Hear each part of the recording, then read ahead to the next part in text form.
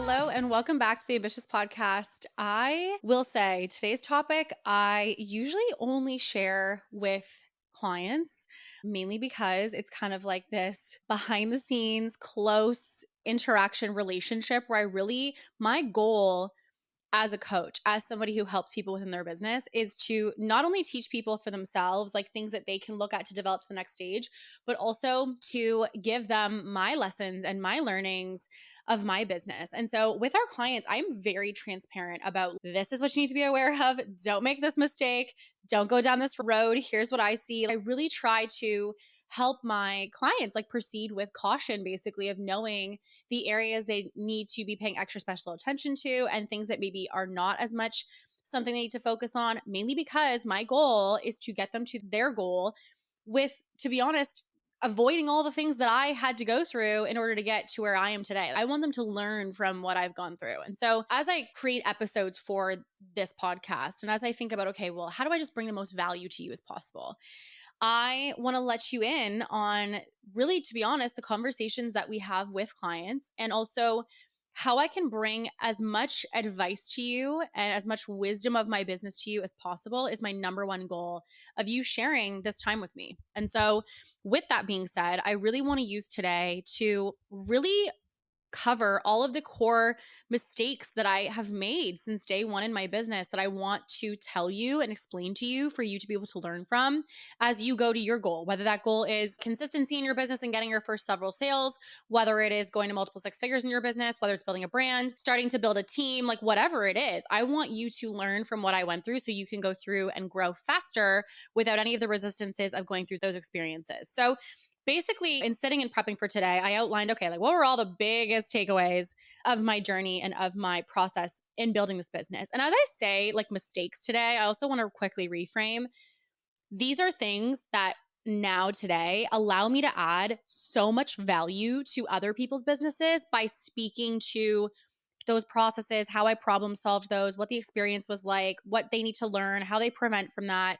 So all of what I do in my business today wouldn't be possible without these situations that happened. And also the value that I bring to other people is because I've gone through it. Like I've been through the doing, I've been through the war, if you will, the fires. And I'm like, hey, heads up, here's what you need to know. So with that, I look at these as lessons. I look at this as an experience, as like training as an entrepreneur. It's almost like to me, like an obstacle course. Like I really see these as opportunities for me to develop my skill set as a business owner and as an entrepreneur. And so the hope today is that I give you the skills that you need to also not necessarily have to go through all the training, but still have the skills you need to develop and take it into your own business. So one of the things that early on in my business, I will say, was probably the biggest mistake. Like I was talking with our team too and kind of getting their buy-in because they've seen behind the scenes of the entire business as well. And I was like, what do you guys think has been the biggest, mistakes or errors in our behalf? The number one that I definitely will tell you was my biggest mistake was actually around money. So when I first started my business, I was not somebody who was very, like I would say, like business money educated. And what I mean by that is I obviously understood like you make sales, you have a cost, you have a profit. That was basically the 101 in my mind of what I need to care about. Am I making money? Am I generating basically sales? Am I having costs go out? Great. Am I taking anything home to pay myself? Amazing. Needless to say, I wasn't super, super careful about taxes and actually understanding the tax brackets that I was falling into, how much needed to be put aside, when I needed to pay those, understanding working with Canadian clients versus US clients as someone who is Canadian. So, all of that was something that, if I'm going to be honest with you, I was just in the weeds of trying to get the business up and going that I didn't really spend the time that I should have spent on those when I was first starting the business because I was just so focused on developing and actually like growing the business. And so all of that being said, basically what happened was when I was growing my business, I was just like, sales, sales, sales, sales. Like it was like the number one focus for me. And unfortunately, it landed me in a very unfortunate spot because I ended up getting this very surprise because my lack of knowledge of finances and all the information connected to that. I very quickly had a little bit of an aha moment because I got a very large tax bill that I had not dedicated money to, that I did not have a plan for, that I had not prepped for, and basically had this six-figure tax bill that I had to pay. And basically was screwed because I had to not only pay the existing as the business was growing, I had new taxes that were being added on, but I also had this past tax bill that I had to pay as well. And so not only did I have this past tax bill, but I also had a new tax bill starting of all the new sales that I was making. And so I honestly felt for a while when I first started my business that I literally couldn't catch up. I remember there was a period in my business where I was making massive installments of a good amount every single month just toward back taxes, not even new taxes. And I dug myself this really big hole and it was really difficult to get out of, if I'm going to be honest.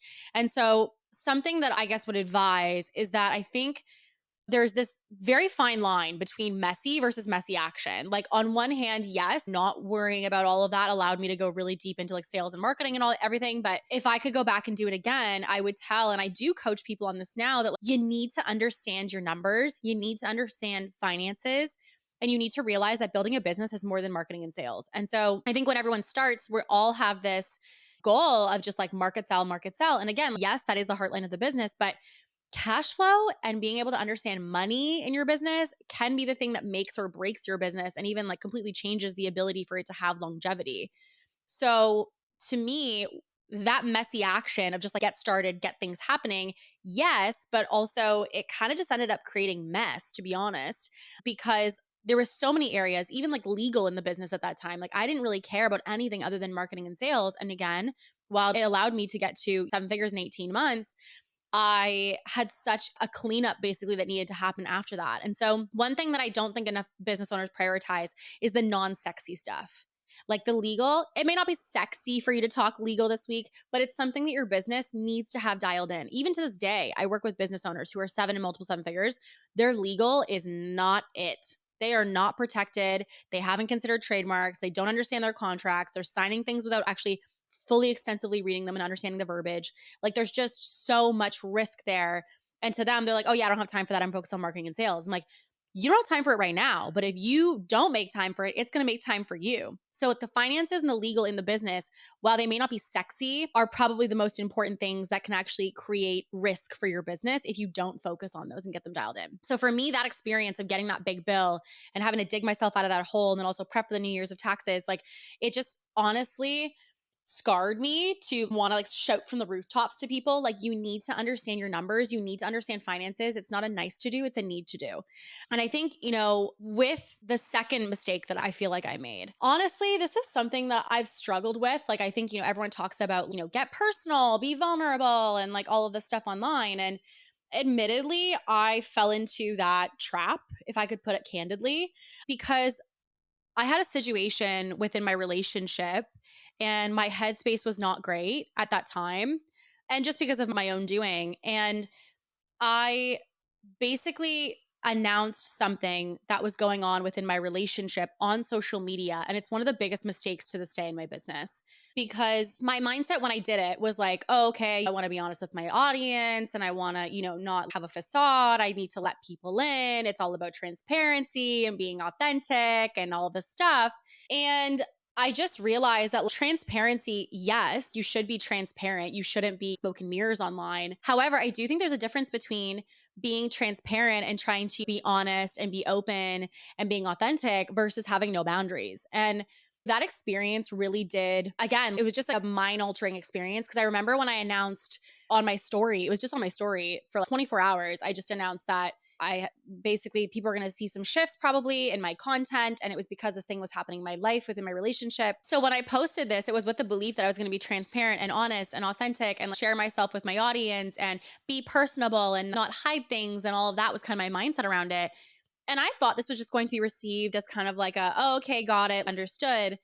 And the messages that I got were, yes, some people being very supportive, obviously, but I also kind of realized that I had people asking me what happened and like, how did things unfold? And like, how did this come to be? And I never answered any of those messages. And for me in that moment, I just was so uncomfortable because what I had realized was the more that I put out online about my personal life, the more answers basically that I need to give people into that part of my life. And I'm a fairly private person. I'm not somebody who really necessarily needs to show the nitty gritty of every day of my functioning.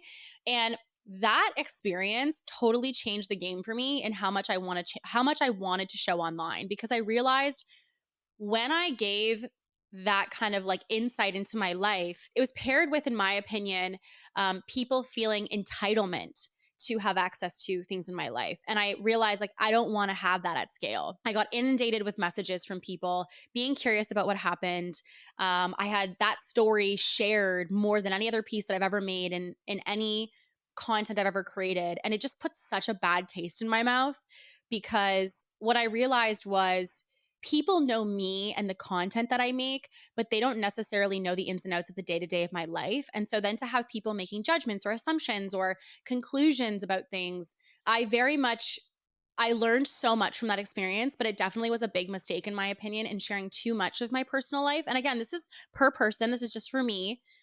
But I think the thing that I would cue you on is if you are going to share your life, you have to realize that when whatever you share, you create as an expectation, right? So if you even want to think about like the Kardashians share a lot of their life on social media. And so indirectly, what it's doing is it's setting the expectation of our relationship with them through social media. And so then when good happens, they let us in on it, but you can't only share the good, but then not share the bad and not expect people to basically be like, hey, what's going on? So, what I realized through that experience of actually sharing that post and having that go out and kind of living through that 24 hours was the fact that, again, for me, I don't want to do that because I realized that I do like to let people in on my life. I like to be, again, transparent and share my honest thoughts and feelings and experiences with you guys and let you in on my world. But I also think that we don't have enough conversations about what that actually means at scale. Like when you're building a business and you're going to have potentially 300, 400,000 followers, how do you want to handle that? Like, how do you want to navigate sharing your life or lack of sharing your life? And actually, I follow somebody and I feel so connected to them and their story. And I feel like I know them, even though they don't share like me getting ready at home and me at Christmas with my kids and all of that. They don't share the inside of their home. But yet I feel like I know them so well. And I was kind of analyzing like, why is that? Because I think we have this idea of basically being on all the time as like letting people into our personal life means we're being personable. No, I think that in order to be personable means sharing things about yourself that you feel comfortable sharing, experiences, thoughts, feelings, emotions, worries, strengths, weaknesses. Like you're sharing your inner thoughts and dialogue. But it doesn't necessarily mean you have to vlog your whole life. It doesn't necessarily mean that you have to bring someone and be like, here's a house tour. Like, again, there's nothing wrong with that. But I think we need to change the difference between basically being a fly on the wall doesn't necessarily mean being personable, right? So like you can show me the whole inside of your life and that's fine, but you can also be very connected to your audience and very transparent and authentic and not bring people into the intimate parts of your life day to day. And so I've realized as I build my business, I'll be honest, at this point, I have this tug of war because while I know people want that from me, it's probably truly the number one requested pieces of content is like, bring us behind the scenes, a day in the life and a week in the life and things like that. Everyone wants that behind the scenes. But for me, I'm really at this inner dialogue of do I want to have that part of my life showing? And do you want to have that part of your life showing? And again, at scale, because I think what I've realized is the biggest lesson in business is what you do and what you put out sets an expectation. And so then you want to say, is that an expectation that I want to kind of preset with my audience? Or is there another standard that I want to have? And so for me at this current moment, as we record this, my mindset currently, and this may change, but my current mindset really is that I want to be honest. I want to be personable. This podcast is that. I want to tell you guys my honest thoughts and feelings and fears and weaknesses and what's coming up for me. But I also don't necessarily need to bring you into the every single move that I do day to day in order for us to feel connected. And so I think that we need to have a larger conversation about the rights that we give to people online and really making an educated, conscious, intentional choice around that. If I watch vloggers, I watch people who bring me into their day-to-day life. And the thing is, they've done that though intentionally. I think for me, I went into this phase without intention when I was previously showing a lot of my day to day and kind of sharing the insights of things. And since then, I have realized that I intentionally would like to keep that part for now private. Maybe that will change down the road, but I think intention of what we share is really important instead of just, well, I have to share everything because that's what makes me transparent and relatable kind of thing. Another thing that I was trying to think of all the aspects basically of all the lessons really that I've learned in building this business. And one of the mistakes that I think I made, it kind of correlates to friends, family.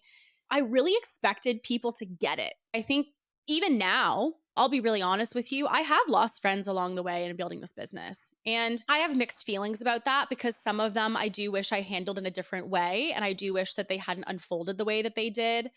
And I think a lot about some of the friends that I no longer connect with. And it does sadden me that we are not friends any longer because of just how things have developed in connection to the business. But I also have other friends, like I had past friends that I'm not friends with any longer. And I struggled for a while to figure out, like, how do I feel about that? And the reason that we're not friends any longer is because they don't understand what I do.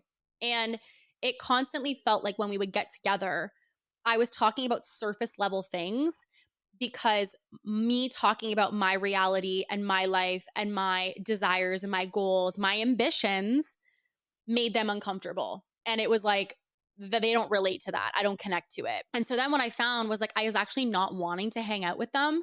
I wasn't wanting to see them because I found that I wasn't able to actually be myself because being myself made them uncomfortable. And it was like something that they didn't want to talk about. They didn't want to talk about big goals. They didn't want to talk about challenging and re-identifying yourself. Like it was always like the rinse and repeat conversation. And I felt for a while, if I'm going to be honest, that I had to maintain those relationships simply out of the principle of the fact that we'd been friends for so long, since childhood or whatever. And for a while, I felt because we'd been friends forever, like I have to stay friends because obviously, like we've got this longevity here. But I think about friendships now like a choice of a partner. Like friendships shouldn't just be because they've been. I think my mindset now is I choose very intentionally the people in my life. And listen, the people in my life are not all entrepreneurs. Like I have people in my life who are not entrepreneurs. But the difference is they create permission for me to be myself and they also challenge me to grow for more. And I personally felt that there were some people I was friends with that as I grew and as I developed and as I wanted to change and evolve, I felt shame for doing that. I felt that I was kind of like rocking the boat or creating resistance or friction because I didn't want to have those same conversations we once did when I was like partying and that phase of me. They knew the old me. They knew the old identity. And so then when I switched identities and I switched and elevated into this evolved me, I was shamed for that. And I was basically kind of shut down anytime I would try to talk about that. Why? Because the person they fell in love with, the person that they resonated with was old me. And so then when I became new me, it made them uncomfortable and it basically made every interaction we don't really have anything to talk about anymore. All we're talking about is the past. All we're talking about is that one time we did XYZ. And I'm like, I don't want to ruminate on that because that part of me is not who I am anymore. And so another mistake I think that I've made in my business as I grow is trying to hang on to friends in the belief that, oh, we've been friends for so long, so therefore it has to be. I think you got to know when to call a spade. And I think just realize that, listen, we're not the same people we once were. And therefore, this connection may not be what it once was. And as I say this, I want to reiterate this is not saying that if someone's not an entrepreneur, you can't be friends with them. This is saying that you need to have people around you who support the evolving vision of who you're going to become and don't shame you for your ambitions. I was literally shamed for having big goals. I was shamed for working. I was shamed for going for these big things and posting online and things like that. I literally lost friends who were like, oh, it's too much that you're posting all the time.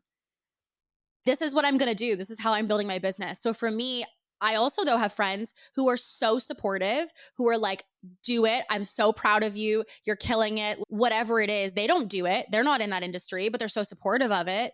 They inquire about it. They're curious about my life. And so I think finding peace with being able to let go of things, even though you have history there and it feels like you feel obligated to maintain it, it doesn't necessarily mean that it's serving you. And I tried to convince people, I tried to basically coach people to fall in love with the new me instead of loving just the old me. And I think that that was such a lot of wasted effort because I've realized that's just part of growth.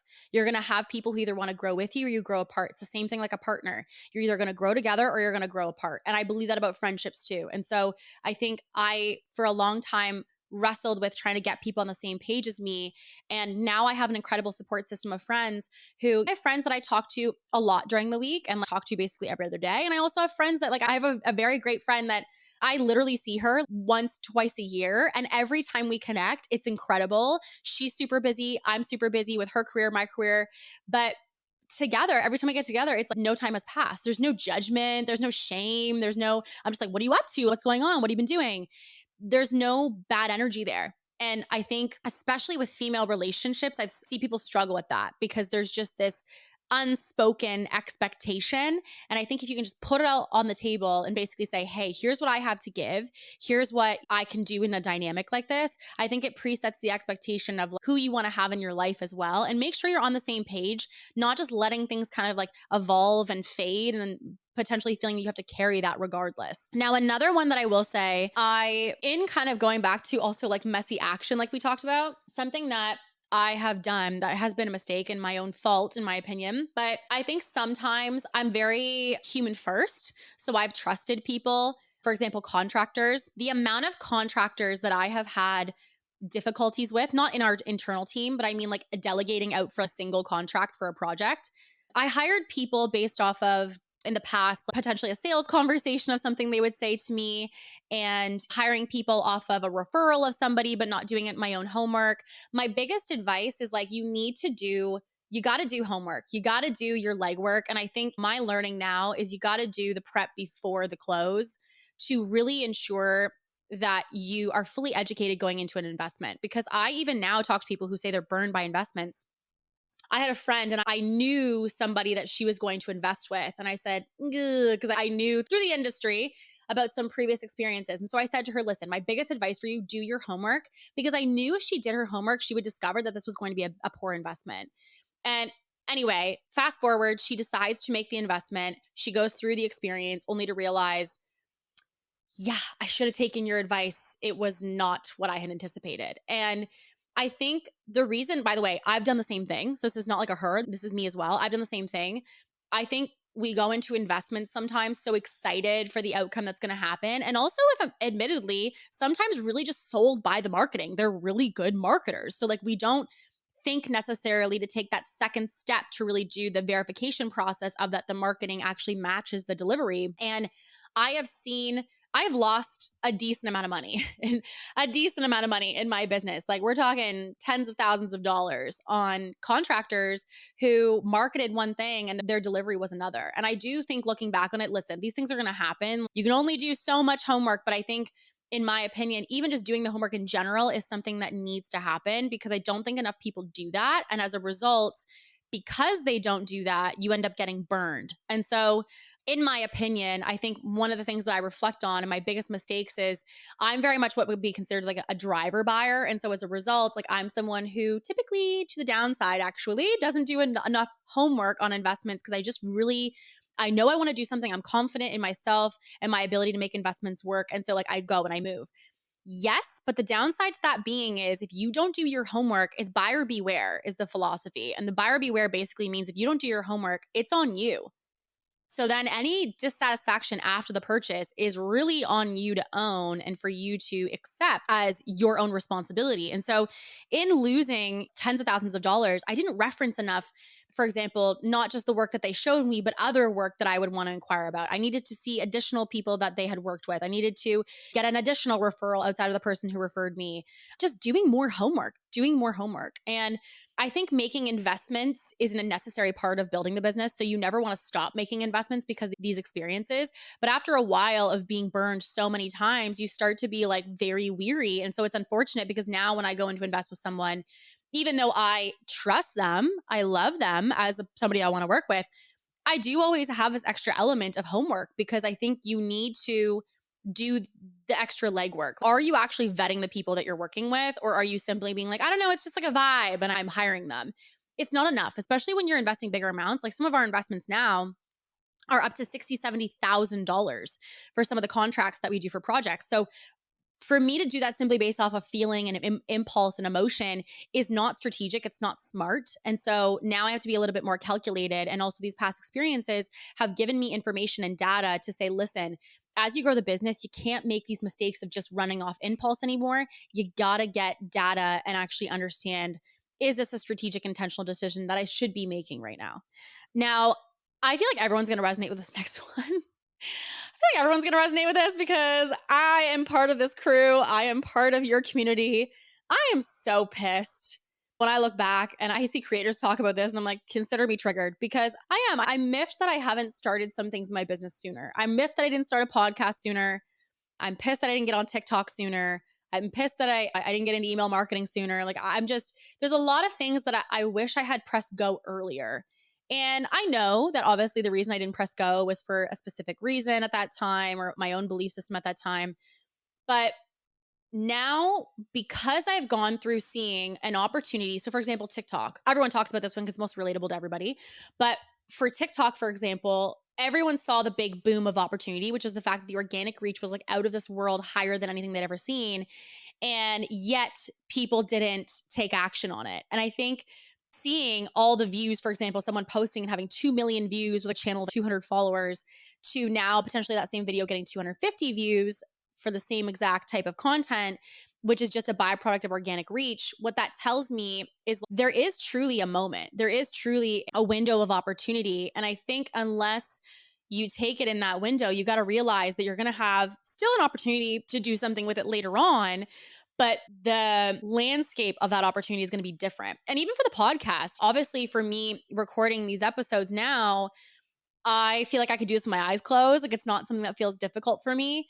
And so because of that, I thought, Kate, you idiot, why didn't you start sooner? It's something that I'm kicking myself for not having pressed go on earlier. And then I think to myself, okay, well, what's the lesson in that? The lesson in that being like, first of all, for the podcast, I will be honest, I fell into that classic victim mentality or that classic entrepreneur mentality, to be honest, of like, I needed to be fancy. I knew I wanted to have it filmed. I was like, I'm not doing it unless it's filmed because I knew I had a certain vision for this podcast of exactly what I wanted to be. And I've literally had this vision for like a good 2 years now. But the reality is like, Kate, you lost 2 years. 2 years of people listening to your podcast every week. You lost 2 years of building an audience. You lost 2 years of getting people to understand you, your message, like your essence. And like for you, you may have an idea right now, something you want to do, and you're not pressing go on it because you're like, oh, it's not fancy enough. I don't have the tech. I just talked to someone the other day and they were like, oh, I want to do a podcast. I said, why don't you do it? They go, oh, well, I don't have the mic. What? I said, we can't do this anymore. We can't have like, yes, okay, I'm not going to do it for the mic, but the point is the mic is not really about the microphone. It's about the fact that you don't want to be judged. And if I'm going to be honest, that was my fear about the podcast. I knew that everyone was like, oh, if she's going to do it, she's going to do it right. And I didn't want my messy action to just be messy. And so then I postponed until I had all this perfect production. And I kicked myself every freaking day that I didn't do it earlier. And if I could tell my earlier me something, or if I could tell you and coach you something, think of that idea that you want to do right now. Is it an offer? Is it a marketing channel? Is it TikTok? Is it a podcast? Is it a YouTube channel? Is it a Q&A show? I don't know. Whatever that thing is that you want to do right now, why are you not pressing go on it? Like what is truly the reason that you're not doing it? Because for me, if I could give myself any advice, it's just go. There's a window of opportunity, and it's not, again, that you can't do it once that window's gone, but the opportunity presents itself, and then it's not as easy to use that feature, that platform, that idea as it may have once been. And it's kind of even when you think about entrepreneurship and innovation, thinking about the person who created, I don't know, microfiber pillows, I don't know, something that is just, you have the idea and then you see someone else come out with it. I was literally just speaking at an event and one of the speakers was saying that she was like so annoyed because she has this idea and she didn't press go on it due to fear and wanting to do it a specific way and all these ideas. And then she goes, then I look up and I realize that these other two girls have taken my idea, launched the business successfully and built a platform, basically took the idea, ran with it, and now it's successful. And she's sitting here being like, I literally thought of that 2 years ago. It is not really about the idea. It's about the idea in execution. And one thing that has been a big mistake in my journey is not doing things sooner, not truly cutting down on that space between the idea and the execution. And I will fully say, I think that is the number one skill set of very successful entrepreneurs is that they have this ability to have this idea and press go. Like they don't worry about all the nitty gritty details because they understand that it's action. You learn through action. You don't learn through theory and philosophy and planning and conceptualizing. And so for me, that was a big mistake with TikTok and podcast is I really wish I did it sooner. I know I could have crushed this for the last 2 years. And admittedly, I didn't do it because I got in my own way of perfectionism, which I know many different entrepreneurs, maybe even like yourself, struggle with. Now, this is one that's not as sexy, but we kind of noted too as well at the beginning, which is contracts. My God, contracts are probably like the least talked about thing in business for some reason. Don't know why. But they are probably one of the most important features for you to have in your business because it is like the core reason, the core thing that is going to help you to be protected. Like I have clients who come to me all the time with legal issues and I will say to them, I'm like, what's the contract say? And it doesn't say it in the contract. It doesn't say it in the agreement. And so something we talk about a lot in our programs is legal and like legal contracts and agreements, because if you don't have those, you're leaving yourself open to significant risk.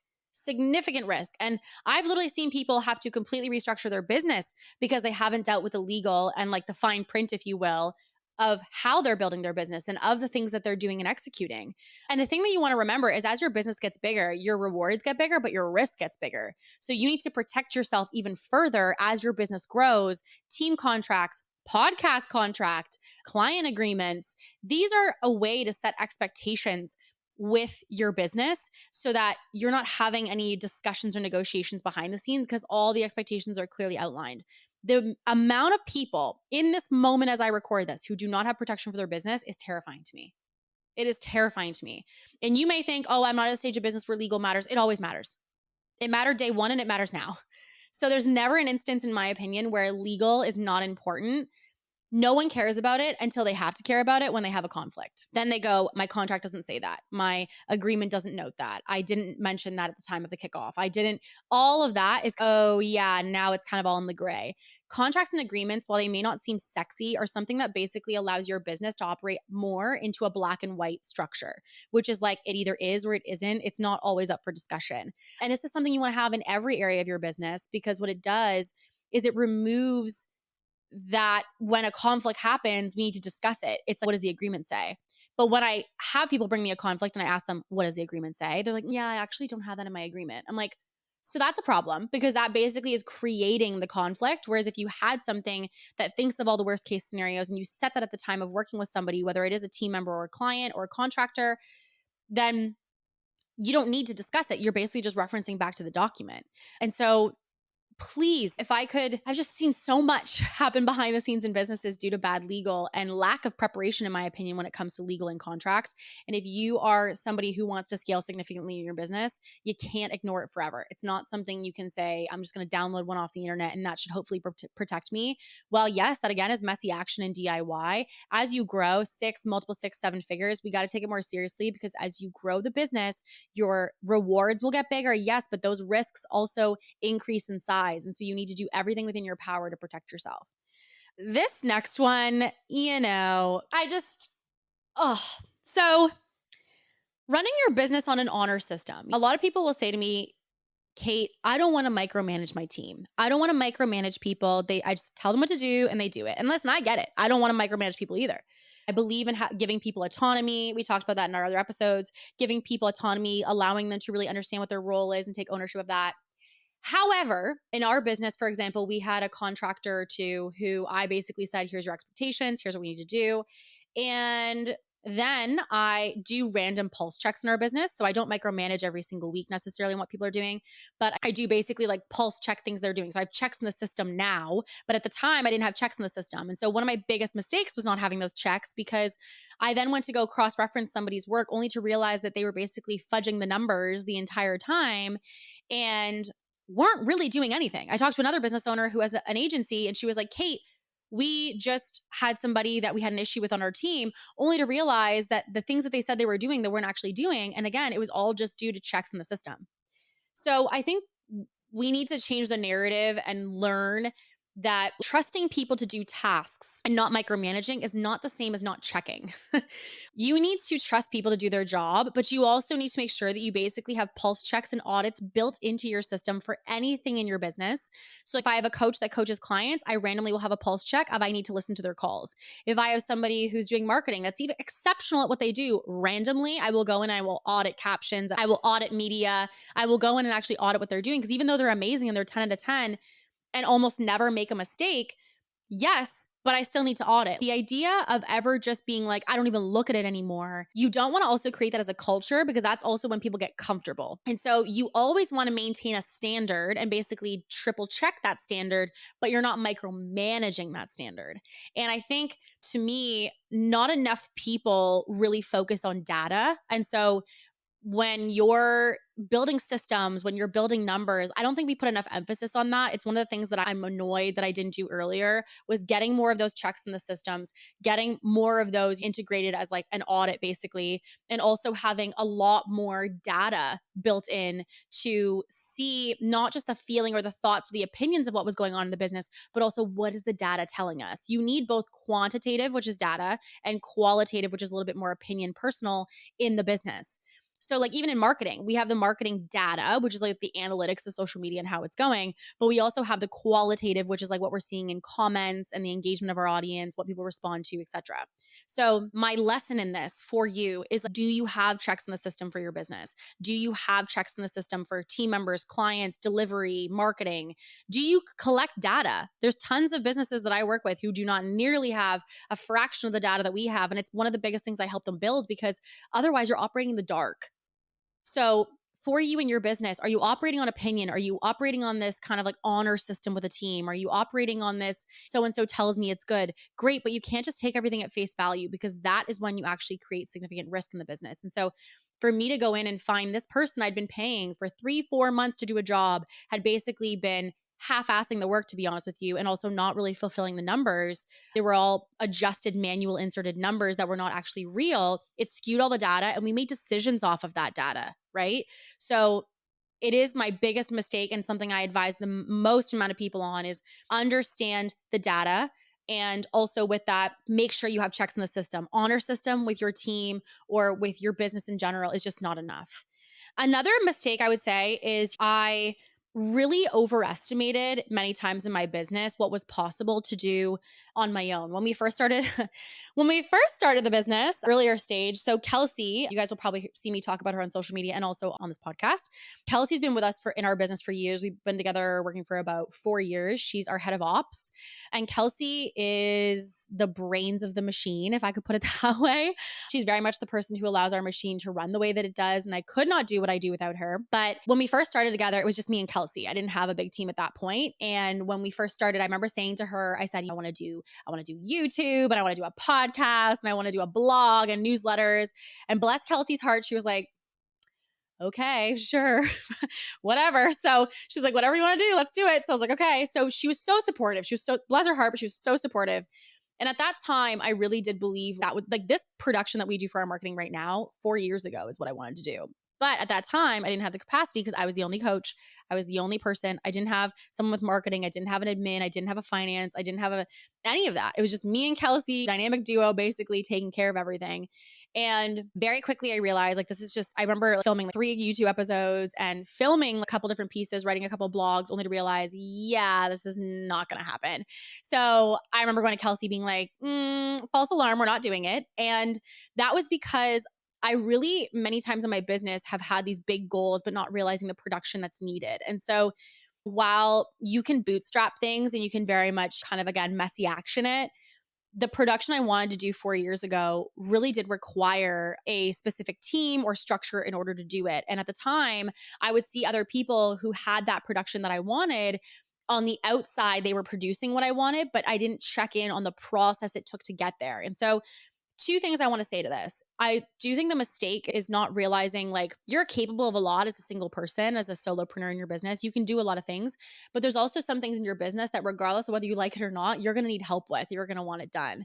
And I now am very much conscious to tell clients and peers as well, if you want something to be done, don't just look at the product, ask them about their process, because that really gives you a true pulse check of what it actually takes to get that thing that you want. Like, you see someone's podcast, you see someone's YouTube, their Instagram even. Like for me, my Instagram has somebody who helps with assisting write the captions. We have a separate person who does design. We have a separate person as well who assists with posting and analytics. So with this 3 people say, whoa, Kate's Instagram, but I'm not the only one managing that. And I think it's important, because otherwise then you see somebody doing something and you're like, ooh, I want to build that. But you have to realize you want that outcome, but do you want that process? And so the mistake for me in my business was looking so much at the product of what someone made without inquiring enough about the process. And what it led to was me pressing go on things that, if admittedly I didn't have the resources to be pressing go on. And so now 4 years later, we're finally doing this production that I've wanted to do, but that is because we have the resources in place and we have such an incredible team who's going to help us us to facilitate that. So, now obviously Kelsey as well helps us with managing this production, but to have her see what we once wanted to do versus what we're doing now, it was the time, it was the stage we were in. We now have the structure we need to effectively, successfully do this end product of the production that we're doing currently. So, to me, if you are somebody right now who wants to do something in your business, you can definitely bootstrap it, but you want to recognize if you're going to create this vision of what you want and you have this very clear idea of what it needs to be, the thing that I would want to, I guess, coach you on is to be conscious of not just what you want, but also being conscious of what is the process that's necessary to get there and focus on building the process, not just the outcome. Because oftentimes what I see is business owners will look to be like, oh, the product's not working, the product's not working. I'm like, the reason the product or the outcome is not what you want is because the process is not nearly dialed into the thing that you're comparing it to. So I will say in general, that is something that across the board, so many people do. And I really think I've so many times have overestimated what's possible alone. And on the flip side of that, I also do think that people underestimate what's possible when you have the right resources in place. Like I have been just blown away and astounded in such an amazing way by our team and the things that they've been able to do and create and facilitate. And I could not do what I do without the team behind me. So our business is very much a byproduct of that machine. So like try not to overestimate what you can do by yourself because that's how you lead to burnout and frustration and annoyance basically with your business, but also don't underestimate what you can do with the team. So the biggest mistake for me is, you can't do it alone. Like the idea of just like, I'm going to do this because I have the initiative and I have the drive. You can't do everything on your own. You've got to realize that some things you want to do are going to require resources that you may not have right now. So you need to get those developed in order to create the things that you want to have happen. I also think kind of connection to team as well, not trying to put a square peg in a round hole. I've had people on our team who are incredible. Let's just say you've got someone on the team who is very masculine and you're trying to make them fit a feminine role, or you're trying, what I mean by that is say you're trying to make somebody who's like a data systems guru into like your mindset coach, or you're trying to basically make someone's skill sets fit a role. I have realized when you're in business, you basically have earlier parts of your business, you've got a lot of generalists on your team because you, to be honest, can't afford the budget to hire a specialist because it would cost you anywhere between, I don't know, $7,000 a month to hire that specialist. So you have to hire somebody who has a little bit more of generalist skills so they can add assets or, resources to different areas of the business. But what I've realized in that process is like I have tried to have some people fit different roles that really, to be honest, their skill sets didn't fit. And I tried to force it to fit because, to be honest, at the time, it was the resources we had. Again, I wanted this outcome and I had this certain, process. I knew I needed X amount of team members to get there. But what I realized was it wasn't the right team member. It wasn't that I needed, a team member or not. It wasn't the right team member. And so I think my lesson with team is that you need to respect people's skill sets. And you also need to realize that some people don't have skills for certain areas of the business versus others, but it doesn't mean that their skill set is not valuable. So like, for example, if someone thinks about person A and you want them to do a sales role, but they've always been, for example, in marketing and they don't do well in sales, it doesn't mean that person's not valuable. It means that they're not valuable in sales.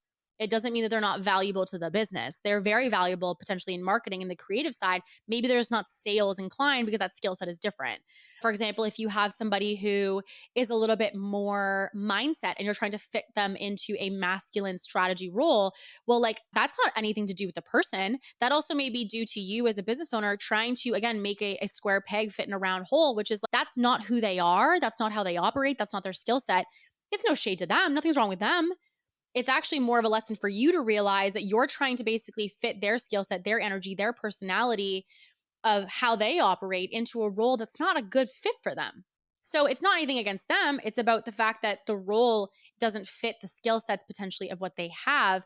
Therefore, if you try to make them fit, you're going to constantly have resistance. And I try to, if I can, allow people to be as moldable within our business as possible to allow them access to grow in as many different areas of the business as they can.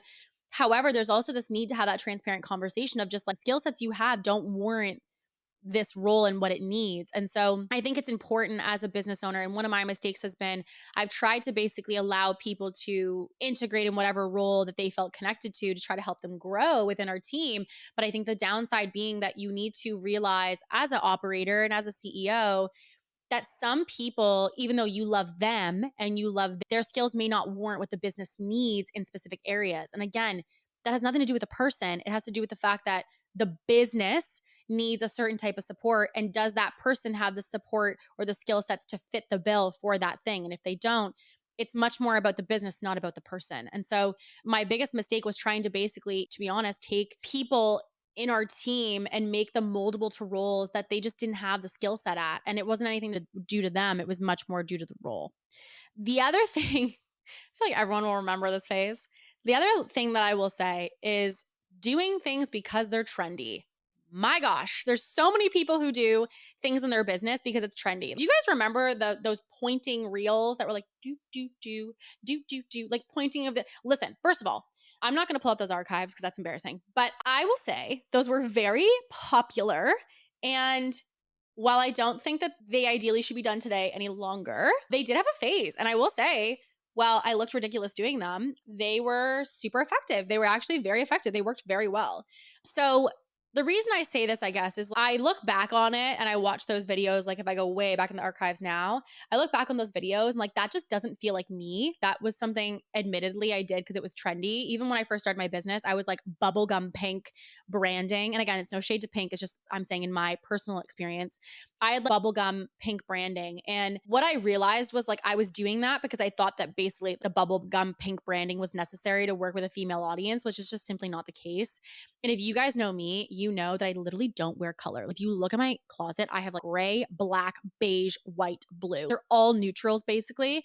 And it's just who I am. So to try to basically fit myself into this idea of what was quote unquote going to work, it was because it was trendy. I was doing those reels, those pointing reels, because they were trendy.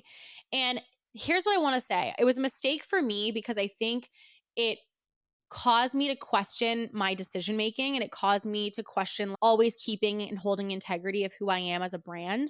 So that part was not fun. But I think to me, there's understanding relevance in marketing, which is the fact that like, there's going to be situations of like, this is what's working right now. And you need to understand that. To be a good marketer, you need to understand the core principles of marketing, but then you also need to understand what's relevant in marketing. However, you do not ever want to lose yourself to what is trendy in a moment because then you basically follow the crowd and you blend into the crowd. If I've learned anything now in marketing and kind of in my experience of initially starting, obviously, my page and my creation until now, what I've realized very quickly is like when you do trends, you basically blend in. And that's not the goal in marketing. The goal is to remain relevant.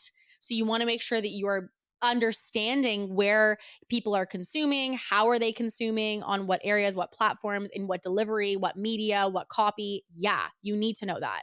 But you don't necessarily, just because everyone's dancing on TikTok, need to be dancing. And so I think what happens, I was just talking on a live about this the other day. What happens when you're not confident in yourself is that you do find yourself really impacted by trends. So, for example, even for myself, I have very neutral branding across all platforms, but that's not a trend thing. That's not because it's trendy. That's because it's my whole life. Everyone, if you look at my house, everything is neutral. If you look at like all my clothes, everything is neutral. My makeup is neutral. Everything that I do is neutral because it's genuinely a personal identity. It would kill me to drive like a red car because it's just like something I just do not like color. It's not something because it's an Instagram thing. It's more a matter of like because it's who I am. And so one of the mistakes that I see a lot others make, and I also feel that I made, was sometimes when I felt not confident about who I was or how I wanted to grow or how I wanted to show up, I would fall victim to the trends that were happening. And looking back, I think it further reinforces lack of clarity in you because then you start to see the media go out and you're like, that's not me. It doesn't feel like me. It doesn't resonate with me. And I know it, but I'm just doing it because it performs. And that's something that I think is an awful place for business owners to be. You should not be making marketing just because the analytics, like when you look at it, is it something you're proud of? Is it something that you feel represents you? Is it something that you feel you would stand behind as a brand? Because if you're just doing things for the social insights, I can tell you straight up, you are going to hate social media marketing super soon. Super soon. And that's because you're doing it for the social insights. You need to ideally have your brand, your expression, your tone, your way of representing yourself connect with what's working. And when you can have those two things overlap and connect, that's when marketing gets to be fun and gets to be successful and gets to be high converting and gets to be everything you want it to be. And that's why I feel in such a flow now with my marketing is like, I don't make things anymore because they're cool, because they're trendy. I understand what's relevant in marketing, but I'm not going to just dance because people are dancing or whatever. I'm going to say, okay, well, great. People are consuming those songs. So let's use that song over top of a relevant piece of media that I'm comfortable with and basically allow the two sides of what's relevant versus who I want to be collide. I think it's when you compromise who you are for what's trendy that you basically will constantly become, if I'm going to be honest, irrelevant. And that's just because you're falling into the blur of what everybody else is doing. To really be an effective marketer and to really be an effective brand, you don't necessarily just want to do trends because it's what the masses are doing. People who are trendsetters, people who really set the stage in marketing as brands are people who are disrupting the industry, people who are doing things differently. And I would caution you to ask yourself, how can I do things differently? Where have I been following trends? Where have I been doing things because they're popular versus what are things that I can be doing because it's how I want to create, it's how I want to innovate. And I can tell you, if you make a signature series, if you make a signature style of content, a signature style of communication, you will build an audience who wants that from you because they can't find it anywhere else. They only want it from you because they can't get it anywhere else because it is unique and it is signature. So today, I wanted to share some of the things that have been big lessons for me in business, whether it's financial, legal, clients, team, marketing. There's so many quote unquote mistakes that I have made, but it's through those mistakes that I have learned the most about my business. And so it's my hope that for you, as you have probably made mistakes this month, last month, this quarter, this year, it's a part of business. We need to execute and we have to learn from what's happening. But the key thing here to me is that you don't keep making mistakes, that you realize what the mistake was, learn from it, and never do that thing again. So it's when I see entrepreneurs who do, for example, something trendy and then they don't like it and they do another thing that's trendy on TikTok, but then they don't like it. Then they do another thing that's trendy on podcast, but they don't like it. If you keep honoring the trend and keep making that trend mistake, you're going to constantly be disappointed. And so for you, what are things that maybe you feel that you have had happen in the last year? What are things that you've learned as a lesson of your business? Then ask yourself, am I taking active action right now to not allow those to persist? Am I taking active execution right now to not have that happen again? And when you do that, I can tell you, you'll see incredible things happen within your business. I am not upset about all these stories I've told you. I'm a little disappointed in some of them that I didn't move on something sooner, but I'm not upset. I'm not disappointed. I'm not bitter about them because what I've realized is that all of those problems have helped me to create processes of doing and of thinking that have served me now in the next stage of my business. And I wouldn't have been able to tap into those processes of thinking you're doing without going through those experiences. And the same applies for you. So hope today was helpful for you guys. And as always, stay ambitious and we'll see you guys in the next episode.